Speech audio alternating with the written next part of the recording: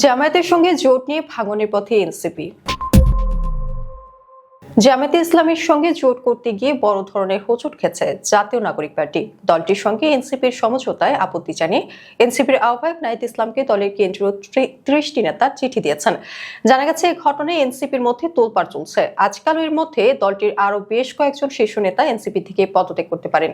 এমন পরিস্থিতি হলে এনসিপিতে বড় ধরনের ভাঙন দেখা দিতে পারে। ইতিমধ্যে শনিবার সন্ধ্যায় পদত্যাগ করেছেন দলটির সিনিয়র যুগ্ম সদস্য সচিব ডাক্তার তাসনিম সারা। এরপরে পদত্যাগের ঘোষণা দিয়েছেন দলের যুগ্ম আহ্বায়ক খালেদ সাইফুল্লাহ। তিনি তানসিম সারার স্বামী। এরপরে আজ রোববার ফেসবুক আইডি থেকে দেয়া পোস্ট দিয়ে পদত্যাগ করেছেন এনসিপির যুগ্ম আহ্বায়ক তাজনুবা জাবিন। এছাড়াও আরো বেশ কয়েকজন শীর্ষ নেতা দল থেকে পদত্যাগের ইঙ্গিত দিয়েছে। তারা বলেছেন, জামায়াতের সঙ্গে আর একটু এগোলেই পদত্যাগের হিড়িক পড়বে। তবে এক সপ্তাহ ধরে জামায়াতে ইসলামীর সঙ্গে দলটির আসন সমঝোতায় দফায় দফায় বৈঠকে মিলিত হয়ে আসন সমঝোতার বিষয়ে আলোচনা করে। তারই ধারাবাহিকতায় শুক্রবার রাতে জামায়াত এনসিপি জোট গঠনের বিষয়টি চূড়ান্ত হয়। শনিবার দিনভর এ নিয়ে এনসিপির ভেতরে ও বাইরে নানা আলোচনা ছড়িয়ে পড়ে। এমন সংবাদের পরপরই দলটির মধ্যে বিদ্রোহ শুরু হয়। গত 2 দিন থেকেই এই বিদ্রোহের আভাস পাওয়া যাচ্ছিল। জানা যায়, এনসিপিকে 30টি আসন ছেড়ে দিচ্ছে জামায়াত। নতুন এই দলটি আসন চেয়েছিল 56টি। এদিকে জামায়াতের সঙ্গে এনসিপির জোট চূড়ান্ত এমন সংবাদের পরপরই শনিবার সন্ধ্যায় দলটির সিনিয়র যুগ্ম সদস্য সচিব ডাক্তার তাসনিম সারা ঘোষণা দিয়ে পদত্যাগ করেন। একই সঙ্গে ঢাকা 9 আসনে এনসিপি থেকে 9 স্বতন্ত্র প্রার্থী হিসেবে তিনি নির্বাচন করবে বলে ঘোষণা দেন। এর পরপরই জামায়াতের সঙ্গে এনসিপির জোট হচ্ছে বলে আপত্তি জানিয়ে দলটির 30 নেতা আহ্বায়ক নাহিদ হোসেনের কাছে চিঠি দেন।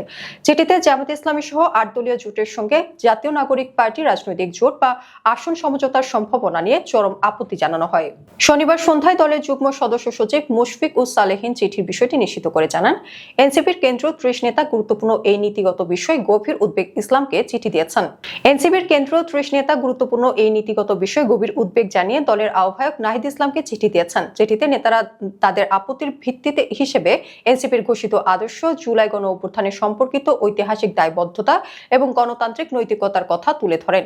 চিঠিতে নাহিদকে উদ্দেশ্য করে বলা হয়েছে, জুলাই গণ অভ্যুত্থানের পর 1 বছর ধরে জামায়াতে ইসলামী ও তাদের ছাত্র সংগঠন ছাত্র শিবিরের বিভাজনমূলক রাজনৈতিক কর্মকাণ্ড, অন্যান্য দলের ভেতরে গুপ্তচর বৃত্তি ও স্যাবোটাজ, এনসিপির ওপর বিভিন্ন অপকর্মের দায় চাপানোর অপচেষ্টা, ছাত্র সংসদ নির্বাচনগুলোতে বাংলাদেশ গণতান্ত্রিক ছাত্র সংসদ এবং পরে ছাত্র শক্তি বিষয়ে মিথ্যাচার ও অপপ্রচার, তাদের অনলাইন ফোর্সের মাধ্যমে এনসিপি ও দলটির ছাত্র সংগঠনের নারী সদস্যদের চরিত্র হননের চেষ্টা এবং সর্বোপরি ধর্মকে কেন্দ্র করে সামাজিক ফ্যাসিবাদের উত্থানের আশঙ্কা দেশের ভবিষ্যতের জন্য অশনি সংকেত হয়ে উঠেছে।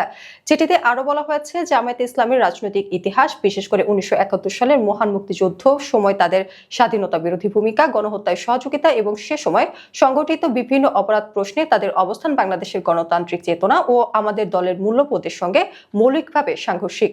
জামায়াতে ইসলামের সঙ্গে কোনো ধরনের জোট এনসিপির নৈতিক অবস্থানকে দুর্বল করবে বলে চিঠিতে নেতারা উল্লেখ করেন। 30 নেতা বলেন, রাজনৈতিক বিশ্বাসযোগ্যতার ওপর এর দীর্ঘমেয়াদী নেতিবাচক প্রভাব ফেলবে। চিঠিতে নেতারা আরো বলেন, এর আগে দলের আহ্বায়ক নাহিদ ইসলাম ও মুখ্য সমন্বয়ক নাসির উদ্দিন পাটোয়ারি একাধিকবার 300 আসনের প্রার্থী দিয়ে স্বতন্ত্র নির্বাচন করার ঘোষণা দিয়েছেন। 1800 মনোনয়নপত্র বিক্রি করে 125 জন প্রার্থী ঘোষণা করেছেন। এখন অল্প কিছু আসনের জন্য কোনো জোটে যাওয়া জাতির সঙ্গে প্রতারণার শামিল বলে তারা মনে করছেন। চিঠিতে স্বাক্ষরকারীদের মধ্যে রয়েছেন এনসিপির যুগ্ম আহ্বায়ক খালেদ সাইফুল্লাহ, যুগ্ম সদস্য সচিব মুশফিক উস সালেহিন, কেন্দ্রীয় সংগঠক আরমান হোসাইন, যুগ্ম আহ্বায়ক নুসরাত তাবাসসুম, যুগ্ম মুখ্য সমন্বয়ক খান মোহাম্মদ মোরসালিন, সংগঠক রফিকুল ইসলাম আইনি প্রমুখ।